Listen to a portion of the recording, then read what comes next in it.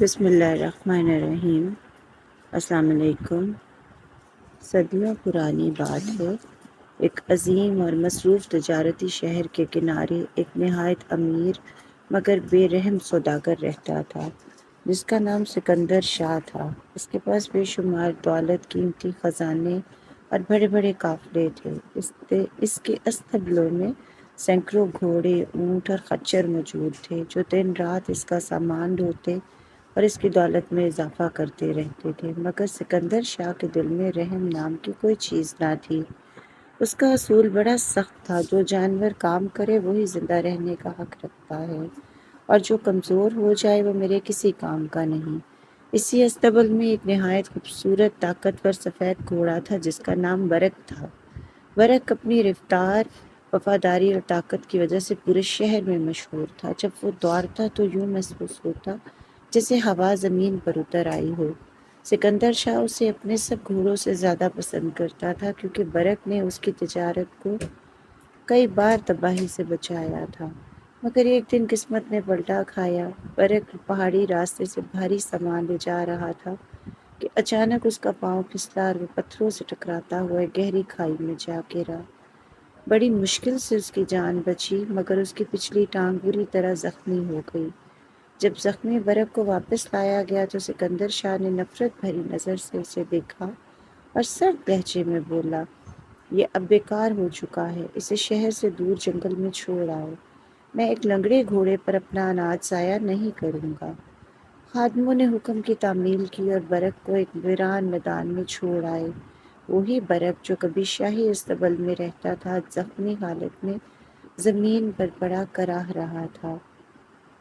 اس کے زخموں سے خون بہہ رہا تھا، بھوک، پیاس، تنہائی نے توڑ دیا تھا۔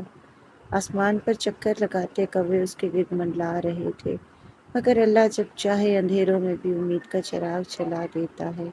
اسی راستے سے ایک غریب کسان گزرا جس کا نام رحمت علی تھا۔ اس کے کپڑے پرانے تھے، ہاتھ محنت سے کھردرے تھے، مگر دل محبت اور رحم سے بھرا ہوا تھا۔ وہ جنگل سے لکڑیاں کاٹ کر اپنے بچوں کا پیٹ پالتا تھا۔ جب اس نے زخمی گھوڑے کو دیکھا تو اس کی آنکھیں بھر آئیں۔ آہستہ سے بولا، یا اللہ، لوگ اتنے سنگ دل کیسے ہو سکتے ہیں؟ اس کے پاس صرف آدھی سوکھی روٹی اور پانی کی ایک چھوٹی مشک تھی۔ اس نے اپنی روٹی کے ٹکڑے برق کے منہ کے قریب کیے اور پانی پلایا۔ برق نے کمزور آنکھوں سے اس کی طرف دیکھا، جیسے پہلی بار کسی انسان میں انسانیت دیکھی ہو۔ رحمت علی اسے وہاں چھوڑ نہ سکا۔ اس نے اپنے کپڑے پھاڑ کر اس کے زخم باندھے اور بڑی مشکل سے اسے اپنے چھوٹے سے گھر تک لے آیا۔ گھر پہنچا تو اس کی بیوی زینب حیران رہ گئی۔ ہم خود فاقے کرتے ہیں اور تم ایک زخمی گھوڑے کو لے آئے ہو۔ رحمت علی مسکرایا اور بولا، جو مخلوق بے زبان ہو اس پر رحم کرنا ہی اصل انسانیت ہے۔ رزق اللہ دیتا ہے۔ رفتہ رفتہ زینب کا دل بھی برق کے لیے نرم ہو گیا۔ وہ روز اس کے زخم صاف کرتی اور جڑی بوٹیوں سے اس کا علاج کرتی۔ کئی مہینے گزر گئے، برق کی حالت بہتر ہونے لگی۔ اگرچہ اس کی ٹانگ میں ہلکی سی لنگراہٹ تھی، لیکن اس کی آنکھوں کی چمک لوٹ آئی تھی۔ اب برق ہم ہر وقت رحمت علی کے ساتھ ہوتا، اس کی آواز پہچانتا اور اس کے ایک اشارے پر دوڑ پڑتا۔ ایک دن رحمت علی لکڑیاں لینے جنگل گیا، برق بھی اس کے ساتھ تھا۔ واپسی پر اچانک آسمان پر کالے بادل چھا گئے۔ زوردار بارش شروع ہو گئی۔ راستے میں ایک پرانا پل تھا جس کے نیچے طوفانی دریا بہہ رہا تھا۔ جیسے ہی وہ پل کے درمیان پہنچے، پل زوردار آواز کے ساتھ ٹوٹ گیا۔ رحمت علی پانی میں جا گرا۔ اسے تیرنا نہیں آتا تھا۔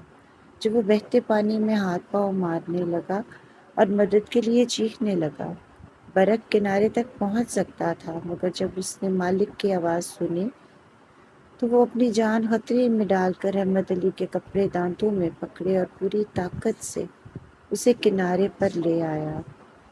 رحمت علی بے ہوش ہو چکا تھا۔ برق اس کے پاس کھڑا ہنہناتا رہا، جیسے کسی کو مدد کے لیے پکار رہا ہو۔ جب رحمت علی کو ہوش آیا تو اس نے برق کو اپنے قریب کھڑا دیکھا۔ اس کی آنکھوں سے آنسو بہہ نکلے۔ تو جانور نہیں، میرا بھائی ہے۔ مگر اس حادثے کے بعد برق کی ٹانگ دوبارہ خراب ہو گئی۔ اب رحمت علی کے پاس علاج کے پیسے بھی نہ تھے۔ اسی دوران شہر میں اعلان ہوا کہ بادشاہ کا شاہی گھوڑا شدید بیمار ہے۔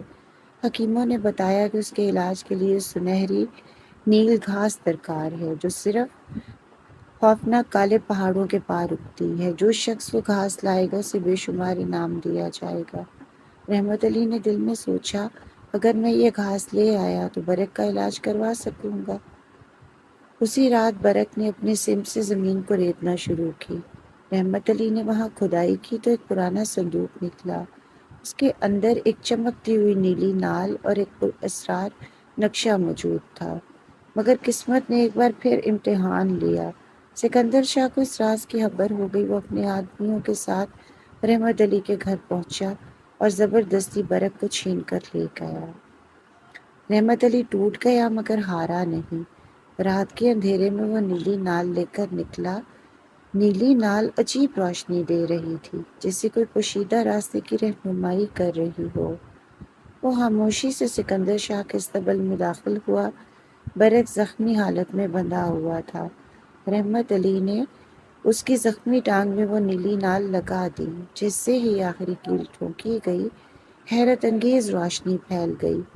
برق کی زخمی ٹانگ مکمل ٹھیک ہو گئی۔ اس کے جسم میں بجلی جیسی طاقت دوڑ گئی۔ اس کی آنکھیں نیلی روشنی سے چمک اٹھیں۔ پہرے دار جاگ گئے۔ رحمت علی فوراً برق پر سوار ہوا۔ دونوں وہاں سے نکل بھاگے۔ سکندر شاہ چیختا ہوا اپنے آدمیوں کے ساتھ ان کے پیچھے دوڑا۔ برق اب عام گھوڑا نہیں رہا تھا، وہ ہوا سے بھی تیز دوڑ رہا تھا۔ وہ پہاڑوں، ندیوں اور جنگلوں کو ایسے پار کر رہا تھا جسے زمین خود اس کے لیے راستہ بنا رہی ہو۔ آخر کار وہ خوفناک کالے جنگل تک پہنچے جہاں خونخوار درندے رہتے تھے۔ اچانک ایک بہت بڑا شیر ان کے سامنے آیا۔ رحمت علی کا دل دہل گیا، مگر برق ایک قدم بھی پیچھے نہ ہٹا۔ اس نے زمین پر زور سے سم مارا۔ نیلی چنگاریاں نکلیں۔ شیر نے حملہ کیا، مگر برق نے بجلی جیسی رفتار سے اسے ایسی لات ماری کہ وہ چیختا ہوا جنگل میں غائب ہو گیا۔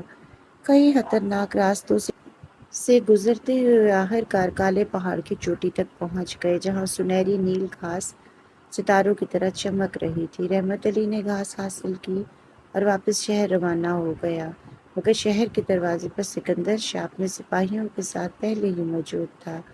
رحمت علی نے ایک خفیہ راستہ اختیار کیا اور رات کے اندھیرے میں محل پہنچ گیا۔ بادشاہ کے سامنے اس نے گھاس پیش کی۔ جیسے ہی گھاس شاہی گھوڑے کو کھلائی گئی وہ صحت یاب ہو گیا۔ بادشاہ بے حد خوش ہوا۔ مانگو، کیا چاہتے ہو؟ رحمت علی نے سر جھکا کر کہا، مجھے دولت نہیں چاہیے، بس مجھے میرے ساتھی برق کا علاج اور عزت چاہیے۔ پورا دربار حیران رہ گیا۔ اتنی بڑی کامیابی کے بعد بھی اس نے اپنے لیے کچھ نہ مانگا۔ اسی لمحے سکندر شاہ دربار میں پہنچا اور جھوٹ بولنے لگا، یہ گھوڑا میرا ہے، یہ سب میرا خزانہ ہے۔ بادشاہ نے اگلے دن آزمائش کا اعلان کیا۔ اگلی صبح پورا میدان لوگوں سے بھر گیا۔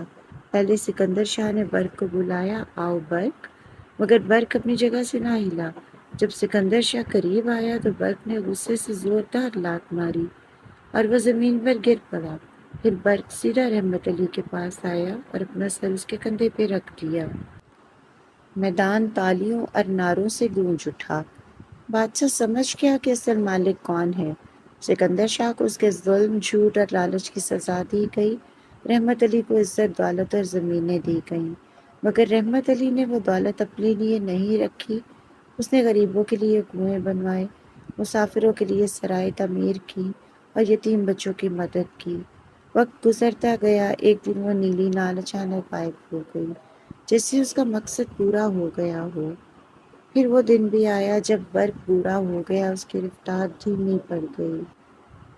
ایک شام اس نے اپنا سر رحمت علی کی گود میں رکھا، آہستہ سے ہنہنایا اور ہمیشہ کے لیے آنکھیں بند کر لیں۔ رحمت علی بچوں کی طرح رو پڑا۔ اس نے برق کو اپنے گھر کے سامنے دفن کیا اور قبر پر لکھوایا، یہاں وہ دوست سو رہا ہے جس نے مجھے وفا، قربانی اور محبت کا اصل مطلب سکھایا۔